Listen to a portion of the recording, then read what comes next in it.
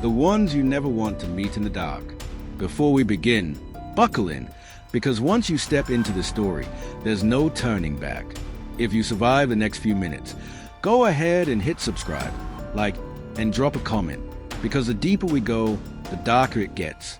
Inside the U.S. prison system, there are inmates who don't just serve time. They command fate. They rewrite the rules of violence. They bend entire institutions around their will. And on a cold October morning, the nation learned exactly how far one of them would go. It started at Redwater Penitentiary, a maximum security facility buried deep in the Colorado mountains. Snow blanketed the yard, and guards moved in tight rotations, boots crunching across ice. Redwater was infamous. It housed men the courts couldn't control and society didn't want back. But one inmate stood above the rest. Daniel the Bishop Harrow, number 4 on the list of the 10 most dangerous inmates in America, a former cult leader turned prison power broker whose influence stretched across 4 states. At 6:14 a.m., Officer Lionel Briggs began his routine inspection of Block C. Briggs was cautious by nature, a quiet man who had worked 22 years without a single write-up. He knew the bishop cell better than his own living room. The inmate had a habit of trying to manipulate every guard who approached his door.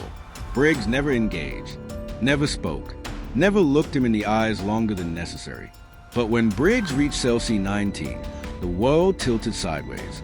The cell door was open. No officer in the building had clearance to open a high-risk inmate's door alone. And even if they did, they would never leave it ajar. Briggs pushed it wider and stepped inside, hand hovering near the baton on his belt. The light flickered overhead, casting a jittery glow across the concrete. The bunk was empty. The sink was dripping. And on the back wall, scratched into the cement with something sharp, were 4 words. "Number 1 is next." Briggs stumbled back, heartbeat kicking into panic. The bishop wasn't just missing. He had left a message, a warning, a promise. And whoever number 1 was, they were already in danger. Sirens erupted across the facility, drowning out every thought. Prisoners slammed against their doors, shouting, laughing, hammering their fists in anticipation of chaos. Redwater went into lockdown. But for the investigators who rushed inside, this wasn't an escape. It was something worse.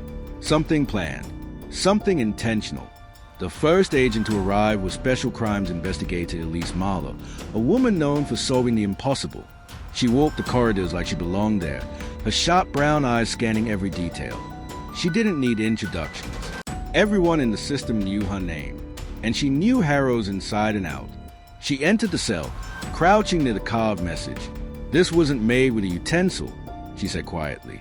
"Too deep, too clean." Briggs swallowed. Then what did he use? Marlowe removed a glove and touched the groove. Something like a razor, possibly a metal shard. "But metal's restricted in this block," Briggs said. Marlowe looked at him. "Everything is restricted. Doesn't mean it isn't here." While officers swept the prison, Marlowe began piecing together the early timeline. Cameras showed Harrow at lights out the previous night, sitting on his bunk reading. At 2:03 a.m., the feed glitched for 7 seconds. When the footage returned, the bunk was empty. No figure leaving. No guard approaching. Nothing but stillness. The system wasn't hacked from outside. It had been overridden from the inside. Marlowe moved to the security hub, studying the glitch herself. "He had help," she murmured. "Someone with keys. Someone he trusted." Deputy Warden Mason, a short-tempered man who had run Redwater for 8 years, shook his head. "No guard here would ever work with him. You don't understand who this man is." She didn't blink. "Maybe you don't understand who he owns." An escape like this didn't happen by accident, and the bishop's message hinted at an agenda far larger than freedom. By noon, the prison was crawling with federal agents, K-9 units, and tactical teams sweeping every level. But Harrow wasn't in the vents. He wasn't in the laundry room. He wasn't disguised as staff. He had vanished, leaving no prints, no fibers, no signs of forced exit. It was as if he evaporated. Then Marlowe requested access to Harrow's inmate files. Not the public ones, the sealed ones. Only the warden resisted. "Those are classified," Mason snapped. "They contain religious propaganda, personal letters, nonsense theories from his followers. Nothing relevant." Marlowe leaned forward. I don't care if it contains a grocery list. Open it. Reluctantly, Mason unlocked a steel cabinet and passed her a thick folder. Inside were pages of coded messages, diagrams, letters written in intricate handwriting, and a list labeled the 10. Each name was numbered. Each was crossed out except the first. What is this? Marlowe asked. Mason swallowed hard. It's a hit list. He wrote it years ago. The court didn't allow it into evidence because it couldn't be verified. But he believed in it, Marlowe said. We all assumed it referred to some ritualistic nonsense, Mason replied. Something symbolic. Marlowe flipped the page. Every name on the list had a date scribbled beside it. 8 of them matched unsolved murders across Colorado, Utah, and Nevada. Murders that happened while Harold was already behind bars. She froze. You knew about these dates. Mason pressed his lips together. It was never proven. But now he's free, she said quietly. And number 1 is next. Mason stepped back. We don't know who number 1 is. Marlowe looked at him as if he'd missed something obvious. We do now. She pointed to the final name on the list. Unlike the others, it wasn't crossed out. It wasn't smudged or faded. It wasn't written with flourish or rage. It was printed plainly, neatly, intentionally. Warden Jacob Mason. The deputy warden's blood drained from his face. But this is impossible, he whispered. I never met Harold before he arrived at Redwater.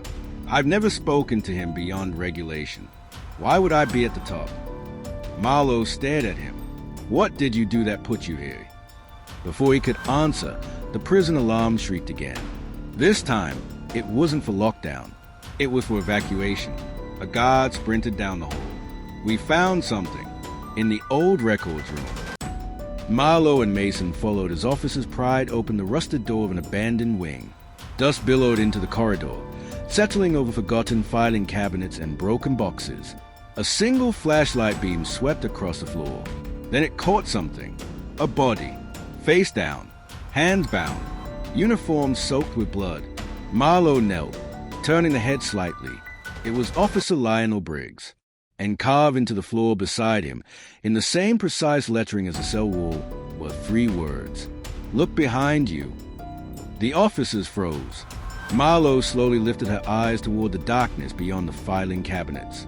Something shifted. Someone had been there, recently, and the realization rippled through the room like ice water. The bishop never escaped the prison. He was still inside, and he had already claimed his first victim. The ones who hold the keys. Redwater Penitentiary went silent, the kind of silence that exists only after death inside its walls. Officer Briggs lay motionless on the floor, his blood spreading in a slow, deliberate arc. The message carved beside him seemed to vibrate, as if the words themselves were waiting for someone to obey. Look behind you. Marlowe didn't move at first. She inhaled quietly, eyes scanning the shadows. No footsteps, no breathing. No shifting air. Whoever had been watching them had slipped away through one of the old ventilation passages that ran behind the records room. The bishop knew these forgotten routes better than the guards who walked the halls every day. Deputy Warden Mason stood rigid, fighting the urge to run. We need backup, he whispered. Marlowe finally straightened, her voice calm but sharp. Backup won't help if the person we're chasing has keys, codes, and a head start. She glanced at the message again. He's hunting us, and he wants you to know it. Mason swallowed hard. I need full escort until his court. She shook her head. Protection is pointless if we don't understand why you're on his list. Mason hesitated, avoiding her eyes. I told you, I've had no personal connection to Harold. Marlowe stepped closer. Inmates don't randomly select their number 1 target. He stared at Briggs's body, then looked away. I haven't done anything that would justify this. She wasn't convinced. By now, emergency teams were flooding into the abandoned wing. Briggs's body was taken out under a sheet. Reporters gathered outside the prison gates, helicopters circling overhead as rumors spread that one of the country's most dangerous inmates had escaped. The public didn't yet know the truth. He hadn't escaped at all. He was hunting, and Redwater was his hunting ground. Marlowe ordered all prisoners confined. Power was redirected. sealing every automated door. Armed patrols were stationed at each corridor intersection, but she knew all of it meant nothing if Harrow could move through the old maintenance tunnels and staff-only crawl spaces. She needed intel, not from guards, not from files, from inmates. She walked into Block C, past cells buzzing with fear and excitement. The prisoners knew something was happening. The thicker the tension became, the more they enjoyed it.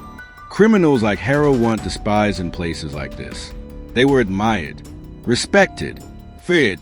Inside cell C11 sat Omar Switchblade Reyes, number 8 on the list of America's most dangerous inmates, and a man who never talked to law enforcement unless he wanted something. Marlowe stepped in front of his door. "Reyes, we need to talk." He leaned forward on his bunk. His smile was slow, mocking. "I heard the bishop's out preaching today." "Don't play games," Marlowe said. "You knew he was planning something." He shrugged. Everyone knew. Marlowe's jaw tightened. If everyone knew, then someone helped him. Reyes' eyes darkened. "Help? You don't understand the bishop. He doesn't need help. He just needs believers." "And you're a believer?" Reyes chuckled. "No, I'm just smart enough not to get in his way." Marlowe glanced down the route, making sure no guard were close. What's his connection to Mason? At the mention of the deputy warden's name, Reyes leaned back, his smile vanishing. "Now that's interesting." He lowered his voice. "You think Harrow put Mason at the top because of something that happened inside this building. What else?" Reyes' eyes flicked to the ceiling, listening as the pipes groaned. "Ask yourself something. Detective, why would a man like Mason request transfer to Redwater 2 months before Harrow arrived here? Why leave a quiet administrative job for this hellhole?" Marlowe's pulse quickened. "You're saying he knew Harrow was coming?" Reyes smirked. "I didn't say anything. But Mason did something before Harrow arrived. Something the bishop didn't forget." Before Marlowe could push further, Reyes leaned in and whispered, "If you want to stay alive, stop talking to me and start watching your back. Because if the bishop is hunting Mason, he won't stop at one body." Marlowe walked away, brain turning over every detail. Mason wasn't innocent, and Harrow didn't choose targets lightly. She headed toward Central Command, where Mason sat surrounded by guards, hands trembling slightly as he reviewed camera feeds. He jumped when Marlowe approached. "We need to talk," Marlowe said. He forced composure. "About what?" "You lied to me," she said. Mason stiffened. "I have not lied." "Then why did you transfer to Redwater right before Harrow was moved here?" He froze. The room went still. "How do you know that?" he whispered. Marlowe pulled up his employment record on a monitor. "You requested the transfer 2 weeks before Harrow's sentencing. That's not a coincidence. You knew he was coming." Mason rubbed his temples. "This has nothing to do with him." "Then what does it have to do with?" He didn't answer. Suddenly, one of the guards shouted, "We've got movement in the south hallway." Marlowe and Mason spun toward the screen. A grainy black and white image showed an empty corridor. Then, barely visible, a shadow moved across the frame. It paused beneath a camera, then disappeared into a blind corner. "Send a team." Mason barked, but before anyone could move, Marlowe grabbed his arm. "Wait! He wants us to follow him." Mason stared at her. "Why?" "Because this isn't about escape. It's about punishment. He's leading us somewhere." The shadow had moved toward the administrative wing, straight toward Mason's office. Marlowe drew her weapon and led a tactical team down the hall. The lights flickered overhead, humming like a heartbeat. Every footstep echoed through concrete. When they reached Mason's office, the door was closed. "Stay behind me," Marlowe said. She pushed the door open slowly. The office was dark. Papers fluttered from an overturned desk. The computer monitor flashed static, and in the center of the floor lay a single object, a key, on a string, with a small metal tag engraved with the number 19. Mason gasped. "That's Harrow's original cell key. They replaced it years ago." Marlowe picked it up carefully. The cold metal felt heavier than it should. "This isn't random. He's telling us something." Then she spotted the envelope taped beneath Mason's desk. A handwritten note in perfect script. You took something from me. Now I will take everything from you. Mason's face went pale. I can explain. Marlowe stepped closer. Then start talking. My daughter, he whispered. Years ago, before Harold was captured, he sent people after her. He wanted leverage. Control.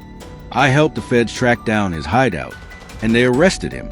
She survived, but Harold made a vow. He told me I would pay.